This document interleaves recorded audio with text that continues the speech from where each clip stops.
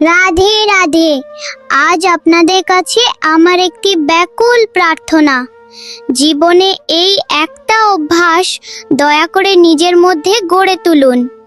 আপনার জীবনে যখনই কোনো ভালো খবর আসবে, যখনই কোনো খুশির খবর আসবে, তখন সবার আগে কোনো বন্ধু বা আত্মীয়কে ফোন করার আগে ছুটে যান আপনার ঘরের ঠাকুরজির সামনে।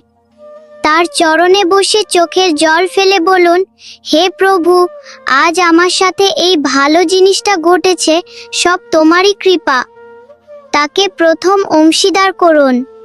আর ঠিক একইভাবে যখন জীবনে কোনো বড় বিপদ আসবে, মনটা কষ্টে ভেঙে পড়বে, তখনও সোজা তার দুয়ারে গিয়ে হাত জোড় করুন। এটা বলবেন না যে কষ্ট দূর করে দাও, শুধু বলুন, প্রভু, তুমি তো সব জানো, তাও তোমাকে বলতে আমার ভালো লাগে। এবার তোমার যা ইচ্ছে তুমি তাই করো। এমনকি বাড়ি বা গাড়ি কেনা তো দূরের কথা, একটা নতুন জামা কিনলেও মনে মনে আগে ঠাকুরজিকে অর্পণ করুন, তারপর তার প্রসাদ মনে করে নিজে ধারণ করুন। সব কিছুতে তাকে জড়িয়ে রাখুন।